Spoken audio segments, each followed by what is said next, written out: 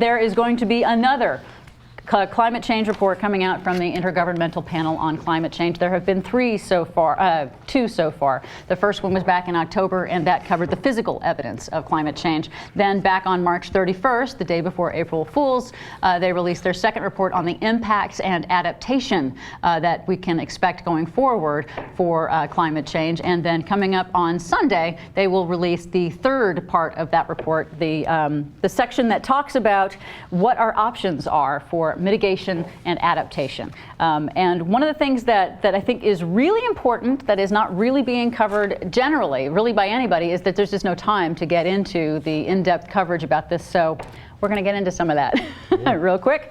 That from the second report, on the impacts, one of the things that they said was very important in their press conference, March 31st, in Yokohama, Japan. They said that the impacts are already occurring now. Dr. Chris Field, this is something that he wanted to make sure everybody was clear on. He is a U.S. scientist that is the lead author of the IPCC, this report coming out. And he says that impacts of climate changes that have already occurred are widespread and consequential. We see impacts from the equators to the poles, from the coasts to the mountains. There is no question that we live in a world that is already altered by climate change. People, societies, and governments are beginning to take steps to tackle those risks, and it's important to do that because the projections for the future really are grave. Now, how's that for laying it out on the line? Right. So that's and this is when, again, like you said, this the panel was in Japan. Where's the coverage? I'm going to link these a little bit together to the lack of coverage from our media. Are they going to have this guy on? Instead, they'll just say, well, you know, these scientists that say there's this global warming and then the polar versus the equator and all this random talk they're talking about, how much are they paid?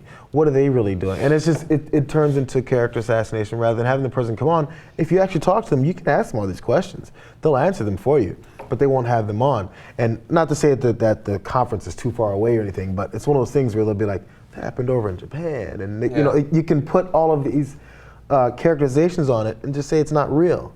And that's what our problem is. We don't absorb. We don't care. We're like, oh yeah, that's right. Too far. Yeah. Onto HLN. Well, as so often happens, it's really the threats of the world running up against the limitations of the evolution of the human brain.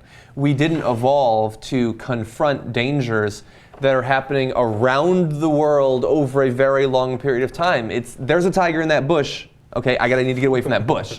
I'm about to starve, maybe I should find food. Like, that's what we've evolved to deal with, not a gradual change in our climate over the course of decades, over the course of hundreds of, or thousands of miles at least.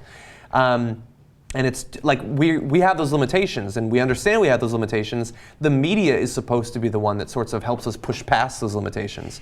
And when you have a very large portion of the media who's actively trying to fool people into thinking that this isn't an issue, and you have at least half the politicians in the country telling us it's not an issue, you have to feel sorry for the regular everyday person that is basically helpless to confront this threat. Well, it's really difficult to get this information. I mean, I don't know about you guys, but you know, you're busy trying to make ends meet. You know, do your job well, be with your family. You know, live a life, and then to actually have the time to delve into what the science is and whether or not it's actually happening. It's astounding that we're still having to put up with a mainstream corporate media that is still allowing and covering a debate on whether it's actually happening or not at all. We have observable scientific evidence showing yes, it is happening. And you know, the last report, the first phase of this one that has just come out, you know, they are saying that they are as sure, the scientists are as sure that humans are the cause of this rapid change that we are seeing now as they are that smoking causes cancer. That's not getting reported either. People are still under the impression in America, not around the world, but in America, that there is some sort of doubt in the scientific community about this. There is no doubt. There's a little bit of uncertainty about exactly how it's going to play out and exactly when, but you know, some of these aspects are already baked into the pie, and people are not hearing about this. They're not hearing that sea levels are going to continue to rise for centuries. You know, Miami is not going to be there in a couple hundred years. It's just not going to be there. Yeah. And you know, granted, I'm not going to be around to find out if that's true, but the last time that the carbon dioxide levels were this high in the atmosphere, the sea levels were 70 feet higher. So that kind of is where the planet lands in equilibrium at this level. And we're not even stopping at 400 parts per million in the atmosphere. We're still going. Yeah. But see, these are the parts that I would be curious to find out if you could talk to the guys. I mean, admittedly, I didn't pay attention to the IPCC report, but so in the press conference, you'd like to know, is this something that's out of control, it's never coming back, or no matter if we halt things now or do certain limitations? That's what people would want to know if we had the curiosity to be like, so are we screwed? Should we, if we stop, are we still done? This is a great point, and I should have gotten to that right away, that they're saying that essentially the window of opportunity is still open, it is closing fast. That there are some things that are unavoidable, like sea level rise, and there will be more extreme weather events, because that's just what the projections going forward do appear. But there is an opportunity, but that opportunity wanes as we lack action. That there is a very specific physics calculation that you can do on how much carbon dioxide you put into the atmosphere and how much warming you will get as a result of that. And then there are follow-on effects that come from that. That's what these scientists have been doing. The IPCC covered 12,000 studies over the last 6 years. 12,000 studies. Yeah. And this is a summary of all that science. Yeah, but all those studies were done by scientists. Yes, that's the hard part. How many priests? When Bill O'Reilly is not there to cover it, it's well, it's incredibly unfortunate that we have that window that is closing. We could do something theoretically, but we've still got like 3 more decades of oil in the ground. So maybe we'll just burn through that first and then deal with it. Well, see, that's a terrible thing. That is what Exxon Mobil is doing. I don't know if you guys saw this story that on the same day that the IPCC put out this the second phase of the climate report, the one that deals with the impacts that are happening now and the impacts that are going to happen, that are projected to happen later, Exxon Mobil put out a similar report that was required by their shareholders. They put it out because the shareholders were going to sue them and say, you've got to cover the impact of climate change and emissions regulations. Say something. Yeah, you got to say something about this. So what's up with that? And Exxon put out a report saying, yes, we accept the science of climate change. Yes, governments should enact policies to reduce emissions. And no, we don't think governments are going to adopt policies to cut emissions, so we're going to sell every last drop of oil and burn it and put it into the atmosphere. Well, that sounds like a challenge, politicians. It kind of does. And the things they can say with so much certainty because why would you believe any different? That's the way it's been. That's an accurate report. They're like, you're going to make us say it? Okay, we'll say it. Nobody's going to listen. We'll say it. Right. I'm going to say that's a pretty cocky stance for an industry to take that's so weak that it needs $4 billion of subsidies every year.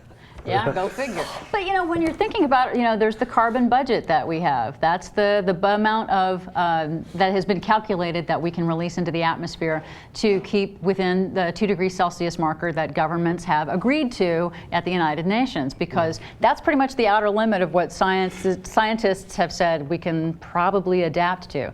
If we get up into 3 degrees Celsius or 4 degrees Celsius, we're talking serious impacts. And that's what the second report was about, the serious impact. Like some of these studies projected going forward say that 50% of crop yields that the crop yields will drop 50% by 2100.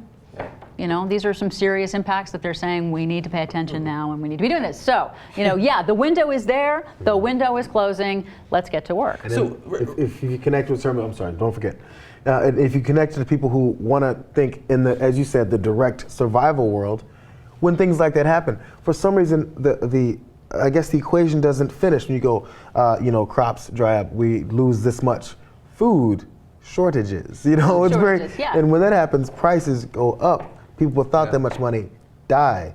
Or they fight. You fight. Sea level rise, there's migration. That's what they're talking about in these reports. They talked about the impacts that we can see, and they basically, Dr. Rajendra Pachauri, he is the chief of he's the chief administrative head of the IPCC, and he said nobody on this planet is going to be untouched by the impacts of climate change. If the world doesn't do anything about mitigating the emissions of greenhouse gases and the extent of climate change continues to increase, then the very social stability of human systems could be at stake. Kind of. So obviously, people are doing what they can in terms of the technology and government policies to try to limit how much extra emissions we have. But are we basically looking at a point where, because the window is closing and it's so hard for us to even lower increases in emissions, what about technology to sort of recapture from the air, from the atmosphere. I mean, are we like looking at something that is hundreds of years off and is our last hope at this point? Like, is that purely sci-fi? This is where we're looking right now. The third report that is about to come out on Sunday is going to cover what our options are for mitigation, which is actually drawing down and not emitting so much CO2, drawing down the CO2 we have emitted and not and then not doing as much. Yeah. And then also about adaptation pathways. You know, like, hey, if you're going to build a seawall, then you need to build it actually back there and 10 feet higher than you expected, because whatever you build, by the time you get it finished, it's probably not going to last very long before it gets overwhelmed by the changes that are already baked in. So we'll find out more what their assessment is, but there have been numbers of academic studies that show that we can shift to 100% renewable energy by 2050. Go to Stanford University, just put out a huge study that actually does a state-by-state prescription of renewable energy that tailored to each state's specific geology, geography, and what their other renewable energy sources could be. So there are options. It just requires people getting out there and demanding these options to be done. Yeah, I have a feeling that would probably create an ungodly number of jobs along the way if we were to do that. God forbid we should have a lot of but jobs. let's not look into that, because it might mean that the CEO of Exxon loses his job.